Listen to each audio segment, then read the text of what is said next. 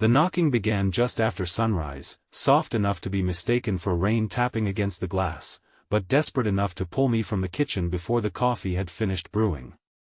When I opened the door, I found Maren Holloway standing beneath the pale morning light in a wrinkled blue dress, one heel missing, mascara streaked beneath eyes that looked as though they had spent the entire night fighting back something far heavier than tears.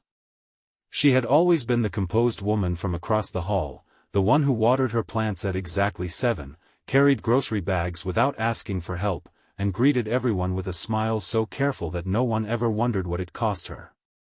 But that morning, her hands were trembling, her lips were pale, and every wall she had built around herself had collapsed. She looked past me into my quiet apartment as if it were the only safe place left in the world, and then she whispered, "Please don't leave me alone today. Before we continue, please like, comment, share, and subscribe to Kindness Legacy if you believe in kindness, healing, and second chances.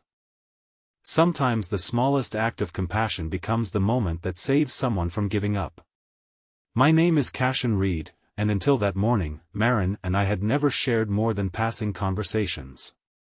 We had lived across from each other for 11 months in an aging apartment building near the edge of the city, where sunlight reached the hallways through narrow windows and every door seemed to hide a different kind of loneliness.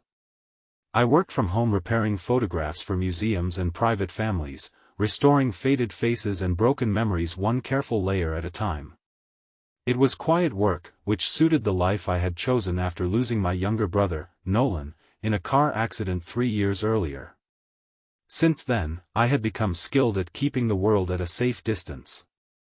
I was polite to neighbors, dependable when someone needed a package collected, and invisible whenever anyone tried to know me too well.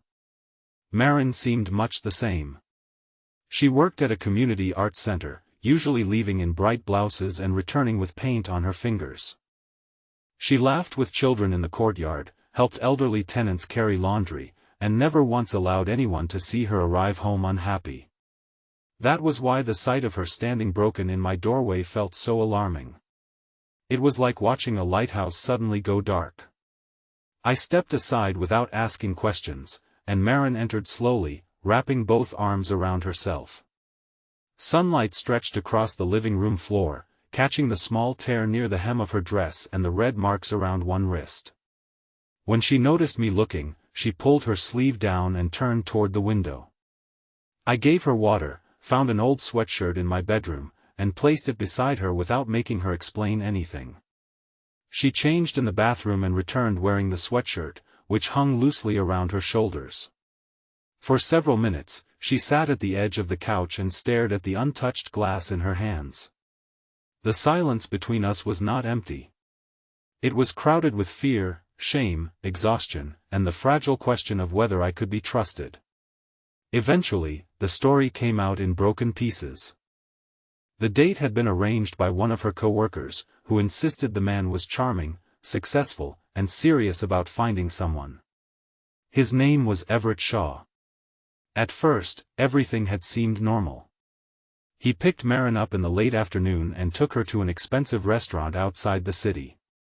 He spoke confidently, complimented her appearance, and asked enough questions to appear interested. But beneath his polished manners was something controlling that revealed itself slowly. He mocked the way she described her work with children. He criticized her dress. He ordered for her without asking. When she disagreed with him about something small, his smile vanished. Maren had tried to end the date early, but Everett refused to drive her home. He took her phone, claiming she was being dramatic, and drove farther from the city toward a private property belonging to a friend. The more frightened she became, the calmer he appeared. Maren did not describe every detail, and I did not force her to. What mattered was that she had managed to escape. While Everett stopped at a gas station, she slipped from the car, ran behind the building, and hid near a delivery entrance until he drove away. A cashier allowed her to use the store phone, but she could not remember anyone's number except her own. She spent hours walking, resting at bus stops, and trying to find her way back before a delivery driver finally brought her near our neighborhood shortly after dawn. She had not called the police because Everett had taken her phone, knew her address, and had spent much of the date bragging about the important people he knew. Fear had convinced her that reporting him would only make things worse. As I listened, anger rose inside me with such force that I had to grip the edge of the chair. Yet beneath the anger was something more painful: recognition. Nolan had called me on the night he died. We had argued earlier that week, and when his name appeared on my screen, I let the call go unanswered because I wanted him to feel the silence I had been carrying. An hour later, a police officer told me his car had gone off the road during a storm. No one could say whether answering would have changed anything, but regret does not care about facts. It builds an entire prison out of possibilities. Since that night, I had lived with one unbearable thought: someone I loved had reached out, and I had not been there. Now Maren sat across from me, terrified of being alone, and I knew I could not repeat the same mistake in a different form. I told her she would not be alone. I said it gently, not as a promise meant to impress her, but as a fact she could lean on until she was strong enough to stand again. I locked the door, closed the curtains facing the parking lot, and made breakfast even though neither of us felt hungry. The ordinary sounds of eggs cooking, cups being placed on the table, and morning traffic outside gave the room a temporary sense of safety. Maren ate 2 bites before her hands began shaking again. I moved slowly and explained everything before doing it, even when reaching for a plate near her. Trust had become something physical in that room, something that could be damaged by a sudden movement or an unexpected sound. Around 9, someone knocked at her apartment door across the hall. Maren froze. The color drained from her face, and the fork slipped from her fingers. Through the peephole, I saw a man in a dark jacket standing outside her door with a bouquet of white roses. He appeared calm, almost bored, as if he were waiting for a delayed appointment instead of searching for a frightened woman. He knocked again, then turned his head slowly toward my apartment. For one awful second, it felt as though he knew exactly where she was. Maren pressed both hands over her mouth to silence her breathing. The man stayed for nearly 10 minutes. Before leaving, he placed the roses against her door and slid a folded note underneath it. I took a photograph through the peephole and watched him walk toward the stairwell. Only after the building entrance closed did Maren begin to breathe normally again. She wanted to return to her apartment for clothes and identification, but I refused to let her go alone. We waited until the courtyard filled with families and maintenance workers, then crossed the hallway together in full daylight. The roses smelled sweet, but their presence felt threatening. The note beneath the door contained only one sentence: "You misunderstood me, and we should finish our conversation." That sentence changed something in Maren. Until then, she had blamed herself in small, painful ways. Maybe she had been too sensitive. Maybe she should not have accepted the date. Maybe she had given the wrong impression. But seeing his message written so calmly after everything he had done made the truth impossible to ignore. Everett did not believe he had frightened her by accident. He believed he was entitled to another chance to control the story. I persuaded Maren to contact the police. We used my phone, and when the dispatcher asked whether she was in immediate danger, her voice nearly disappeared. I remained beside her while she explained what she could. 2 officers arrived before noon, both women, and spoke to her in my living room. They photographed her wrist, collected the note, and wrote down every detail she remembered about the restaurant, the gas station, Everett's vehicle, and the property he had tried to take her to. One officer recognized his name. She could not reveal much, but her expression made it clear that Maren's experience might not have been the first complaint associated with him. That realization shook her more than anything else. She began crying again, not only for herself, but for women she had never met. She wondered whether someone else had stayed silent because she, too, had believed she would not be taken seriously. The officer reminded her that responsibility belonged entirely to the person who caused the harm, not to those who survived it. Still, Maren carried guilt as though it had been handed to her personally. After the officers left, the apartment felt too quiet. I suggested we sit outside in the courtyard, where sunlight warmed the benches and children were drawing with chalk. Maren hesitated, but the idea of hiding behind locked doors seemed to frighten her almost as much as the thought of being seen. We chose a bench near the main entrance, surrounded by neighbors, delivery workers, and the familiar noise of daytime life. At first, she watched every passing car. Then a little girl from the third floor noticed her and hurried over with a piece of purple chalk. The child had attended one of Maren's art workshops and proudly showed her a drawing of a crooked house beneath a giant sun. Maren smiled for the first time that day. It was a small smile, fragile and unfinished, but real. As the hours passed, we talked about things beyond the date. Maren told me she had moved to the city after caring for her mother through a long illness. For years, she had organized every part of her life around someone else's needs. After her mother died, friends encouraged her to start living for herself, but she no longer knew what that meant. She accepted the date because she was tired of being told she was too cautious, too private, too afraid of taking chances.